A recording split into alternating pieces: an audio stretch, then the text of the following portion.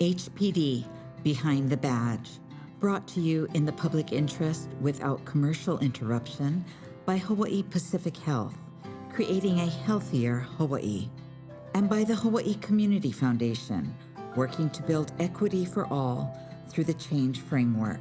Learn more at hawaiicommunityfoundation.org.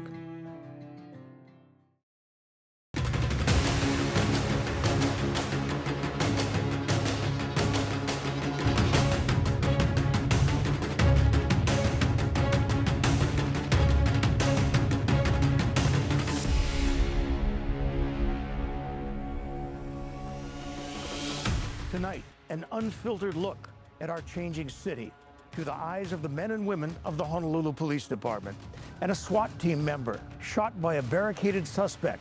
He's never fully recovered, and his long police career is over. Tonight, HPD Behind the Badge. To Mike 157. Well, I grew up here. I grew up in Waipahu. Been a police officer for about 12 years. I never wanted to become a police officer until I became one. I just had I had 2 daughters, and it just changed my life. So I was doing construction. I didn't want to do it no more. So somebody told me HPD is hiring, so I tried it out. Went through the process, and it's a good job. I like it.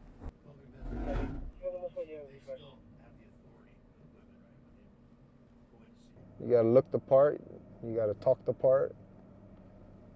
Yeah, it's like, you gotta be, I guess some people, they gotta put on this show, like they're acting, right? I don't know, for me, it was kind of like, I could just kind of act natural. 'Cause I kind of grew up in that scene, like my brother and some of my friends, they were into that stuff. I kind of got into it a little bit, you know, when I was a teenager. I kind of knew the lingo. I knew what to look for. I knew how to look, how to act, how to talk. And I was a carpenter before this, so my undercover role would be a construction worker, and I just act like myself, because that's what I used to do, you know. I didn't do nothing crazy. I wasn't like deep undercover with the cartel or anything. I'd get cop checked a lot, you know. If I'm buying like street level type drugs, then the guy he'll want me to smoke. But they might think he does look like a cop, and me in uniform right now versus when I was doing undercover stuff, way different. Oh, I've bought drugs from people here in Chinatown, and I walk by them a number of times. They don't recognize me.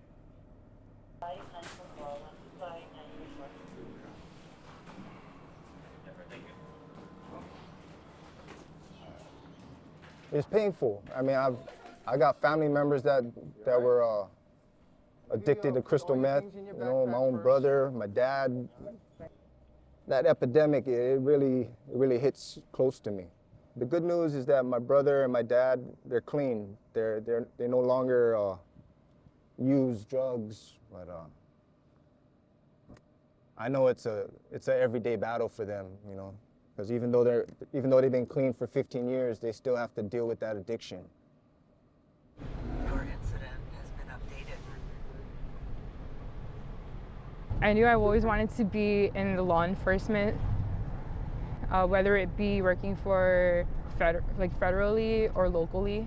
I wasn't a person to sit behind a desk or get paper cuts, and I wanted something new every day, something practical, something hands-on.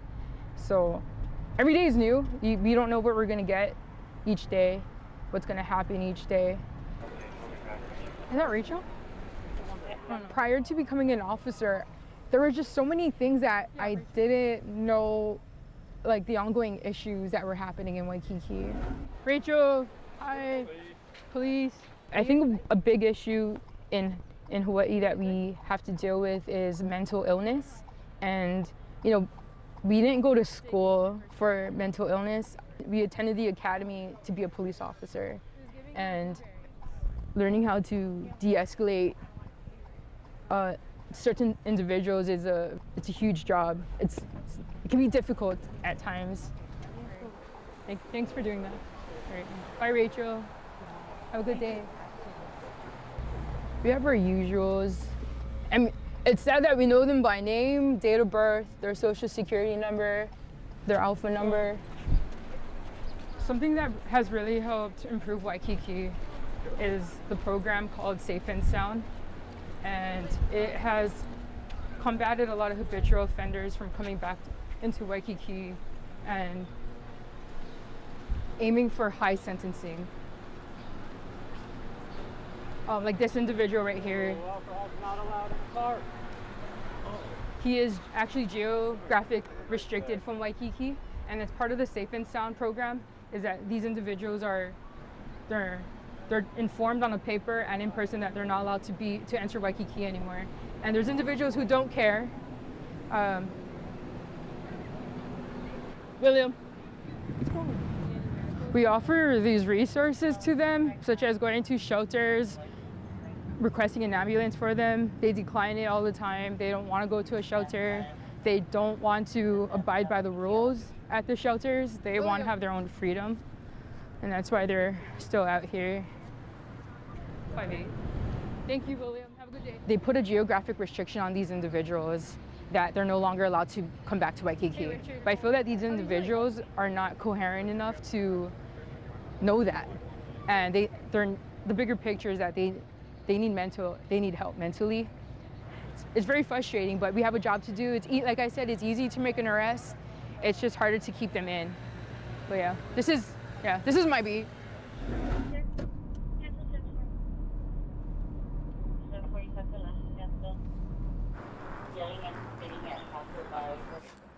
Stop touching your private parts. You understand? Kids around here. We got called to a guy masturbating at the bus stop. I know that the bus stop was in this area. This is like a place that homeless people love hanging out, right here and then on the Mauna Kea side. So we came over here. I saw this guy who I know. He's a constant problem in Chinatown. It's always something with him. And it appeared to be that he was masturbating. So we came here. I told him to get his hands out of his pants. As you saw, he continued to do it. He's probably going to go do something else. We'll get multiple calls for him every day. So when there is something arrestable, we try to hook him, because once we start getting calls for this person, it's going to continue through the day. I think that we need more consequences for repeat offenders. Like this guy that we just saw, it's every day with him, right? So I do have a lot of compassion for the homeless. I've been on hard times in my life as well, but you have to have a want to make your life better. Grab the paper. Let's go. You gotta move along, bro. Grab the paper. Come on. Grab your ticket. Let's go. Go that way. Okay. Okay, come on.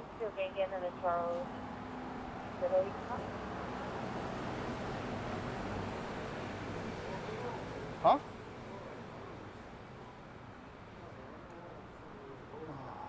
It's just another day, you know, just dealing with the same guys, just a different location. And then he's probably gonna go from here to over there somewhere. Somebody might call us about him again. Hello. You guys all right? You guys need anything? No? I saw somebody get stabbed last night. Uh-oh. That must have been scary. Yeah? Did the guy get arrested? Yeah. Oh, yeah? Oh, good. Good. That happened right here? All right. All right. Morning, how you doing? Good. What's up, my brother? This yours, on. Yeah, you need anything, man? You want me to call the shelter for you? No. You sure? Yeah. Okay. Trying to get me in all that. Yeah, but like the guys that I work with, they're real good, yeah? So we come every day and we're consistent, right? And we're not just enforcing the law. We're also providing like shelter assistance, medical assistance, you know, point them to different directions, you know, resources, stuff like that. See, so you good? Just getting to know these guys, you know, every day. You build a relationship with these guys, and then you start to find out what this guy's into, you know. Everybody's different, huh? Some guys is drug induced. Some guys, there's mental health issues. Sometimes it's a combination. And I don't know, it's just, it kind of makes you wonder like how they got there. You know, what's their story? Yeah. Hey, but if you need anything, yeah, you just let us know. Yeah. Yeah. Hey, God bless, bro. Yeah. Okay.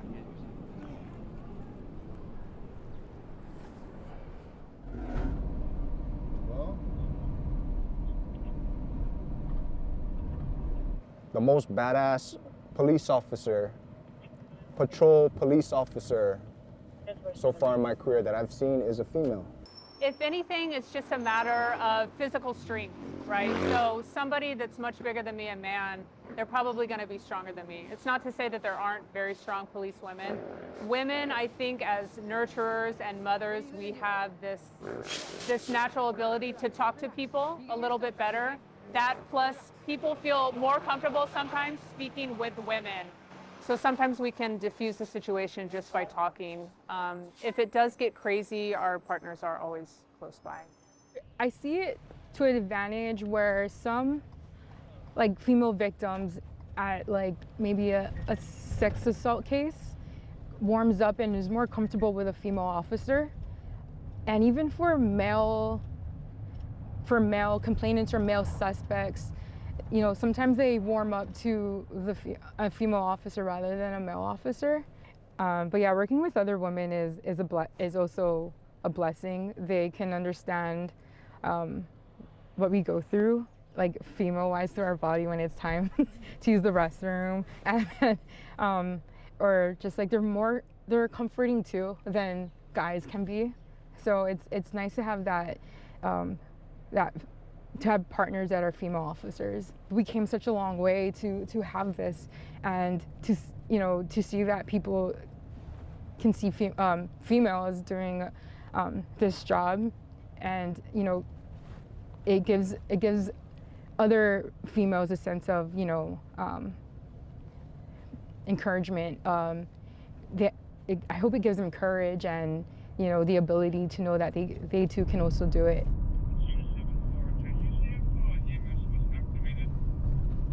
Before I was a cop, I remember seeing multiple police cars pull over a vehicle, and I would think to myself, why do you need all these cops pulling over this car? But now I understand. Like, it's all about safety, right? We all want to get home to our families at the end of the day. You can never be too safe. You never know if the guy you're pulling over has a gun. You don't know what's in the car. You really don't know.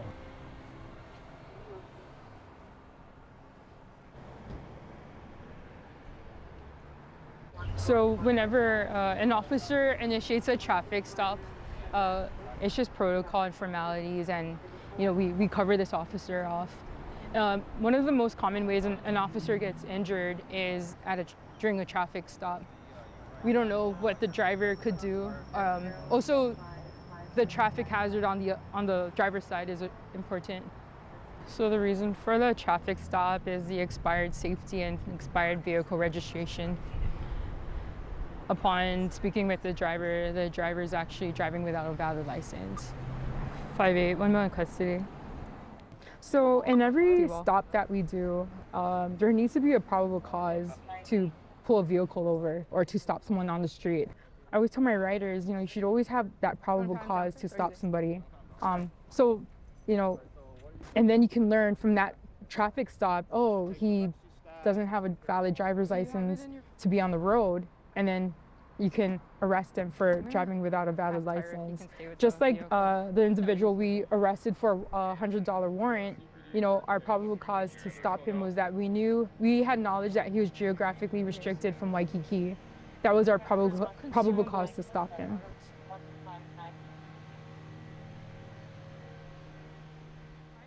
I play music. I go to church, and it keeps my sanity. Like, it keeps me calm and level-headed. And it's important that at the end of the day, they always say you're an officer no matter where you go, but sometimes it's like when you take that uniform off and you're going home, it's important to, you can't bring that baggage with you you have to leave it at the door. The most heartbreaking stuff is just taking things home. I dealt with a drowning, and it was a baby, and it was really hard to, and the baby didn't make it, and it was something that officers on scene were crying about it, and it wasn't until I got home that that I broke down in the shower, but just stuff like that. I think the public kind of forgets that we're human too, and that we have families to go home to. I think that it weighs a lot on us sometimes that when we're not successful in the things that we're supposed to be doing, and it's very frustrating. But it's important that when I tell this to all our beat partners and my trainees, is that at the end of the day, you need to hit that reset button. The next day, you reset, you wear that uniform, and it's a new day, and you have to just remember what you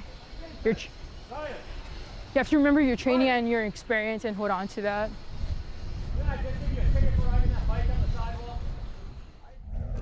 And now the story of SWAT officer Pete Jones. Jones and his police dog were shot by a barricaded suspect. He could no longer keep up with the demands of the SWAT team, and his police career will soon be over.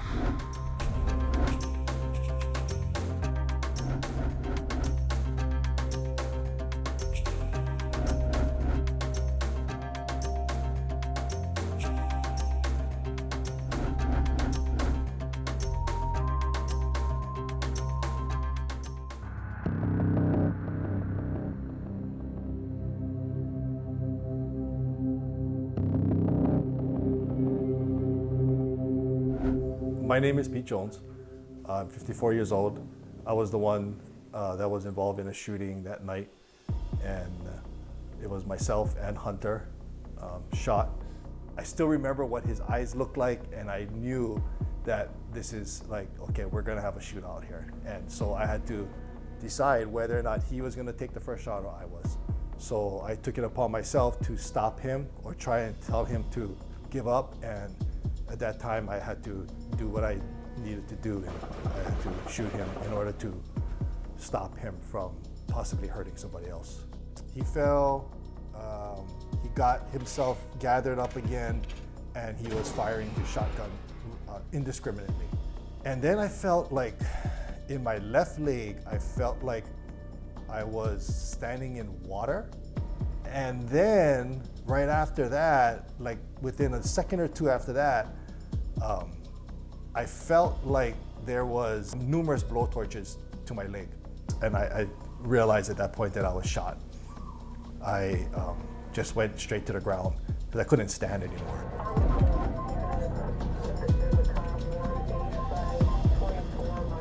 Our emergency teams came by and started working on cutting my pants, looking at where the holes were, putting the tourniquet on, trying to stop the bleeding.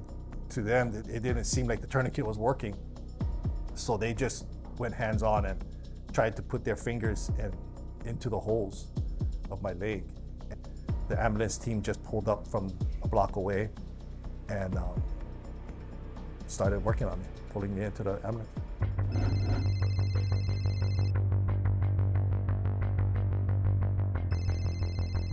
I answered the phone. And of course, I'm very glad that I did. It was one of my husband's partners, and he let me know that he was shot.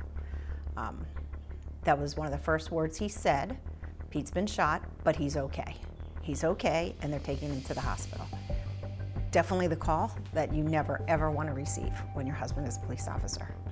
I'm really grateful that he and my husband's other partners did all the thinking for me. They basically said, somebody's coming to pick you up, take you to the hospital. I didn't even have to drive. So I just gathered my things, grabbed my phone, my charger, and then I had to go in and wake up my daughter and tell her that her dad was shot. That was hard. But I didn't want to break down. I knew I had to be strong for her. And so when I told her that, of course, I said he was shot. I knew that it was in the leg. I told her he was okay, but we needed to get to the hospital.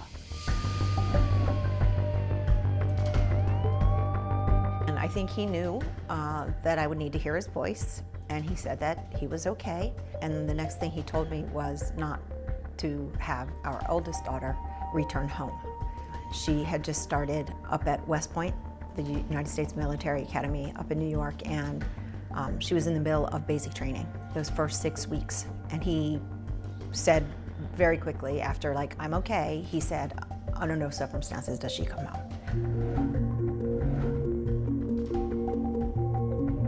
The ambulance backed up and wheeled him out. I was very surprised to see that he was sitting up. And, you know, we quickly kissed and said hello, and they just took him in.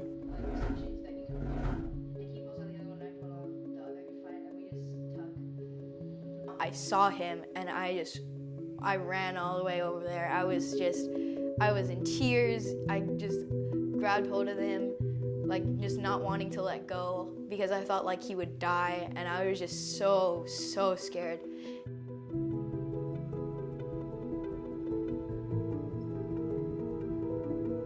One of my partners told me he kind of thought that Hunter was feeling a little out of sort. He didn't think much of it.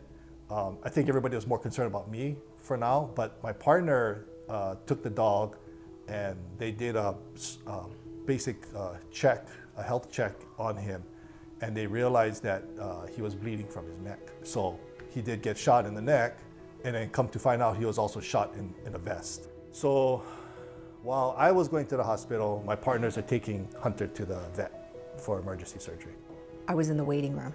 Pete was in for the first of many surgeries he would have over those couple weeks that he was in the hospital. One of his partners that was sitting across from me in the waiting room took a call, and he basically authorized the vet to perform the surgery on Hunter. They didn't tell me before then.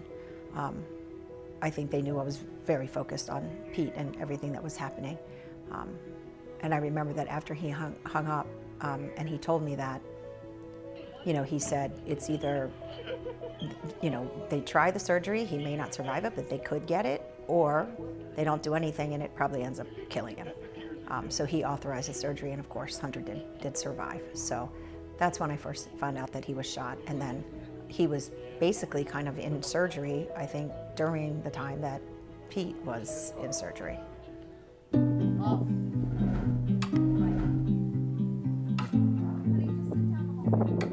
He's a really good friend to me. So I think if he didn't make it, I don't know how, I don't know how it would have been, because he's like always there. And even if I'm like, he's not in the house, just being there for me, he's just super comforting, and he makes me just feel better. And it would have been like, he's like my brother. So if I lost him, I don't know what I would do.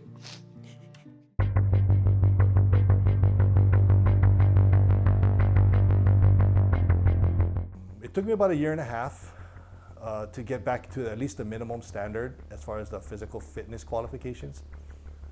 The Specialized Services Division is a unit that is held to a little bit of a higher standard, and especially physical fitness wise, to the point where I wasn't able to sustain a level of performance that I knew that this division required me to have.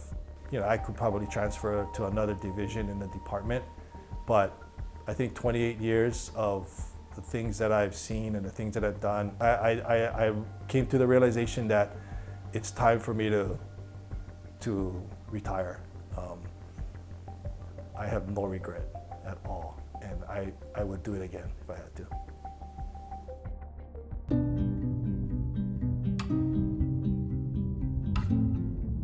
My younger daughter had made a comment several years ago and said that, Dad, you're different than the shooting. You're a different person since the shooting. While he doesn't talk about the incident regularly, it is still in his subconscious, and then it plays out, you know, at night. I don't remember when he kind of started having the nightmares, to be honest, but I do know that he never had them before he got shot, and they're pretty bad sometimes. It's kind of a hard, you know, luggage package to carry every single day, and I have really great support. My wife, number one, my kids, my partners at work. So, you know, I don't take drugs. I don't take any prescription medication. It's just really support from church, family, and my friends at work and my friends outside of work that's kind of kept me healthy and mentally stable. He is definitely different since the incident. He shows a greater degree of gratefulness. And he said this, God saved him and his leg for a reason. And so I think he tries to live every day to figure out what that reason might have been. Of course, like, the job comes with dangers, but I'm really proud of the fact that I can, like, say that I have a dad that, like, would want to go out into these situations and wants to help people. And I think I'm lucky to have a dad that is, like, courageous enough to do that. So although it is extremely dangerous, I don't feel necessarily sorry for him because I know that he wants to do that, and I know that it makes him happy, and, like, it'll make the rest of the community a better community as well. I hope that the public recognizes that police officers are just like them, in the sense that they have families, they have responsibilities, they have obligations to children, they might be coaching, you know, have hobbies, all of that, but they've sworn an oath to protect our community. And so I think that is not a small thing that they're doing, that every day when they go to work, they are putting their lives on the line for the rest of us.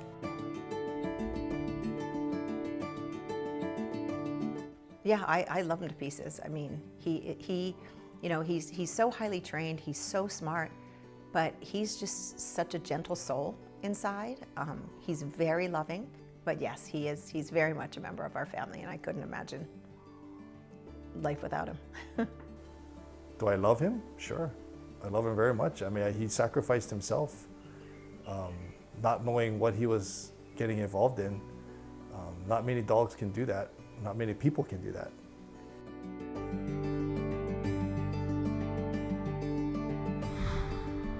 That's all for this edition of HPD Behind the Badge.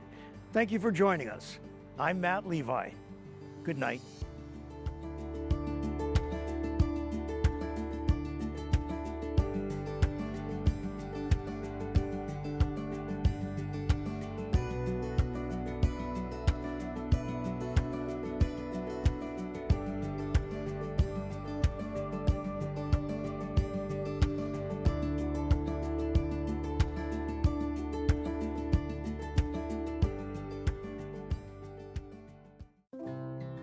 HPD Behind the Badge, brought to you in the public interest without commercial interruption by Hawaii Pacific Health, creating a healthier Hawaii, and by the Hawaii Community Foundation, working to build equity for all through the Change Framework.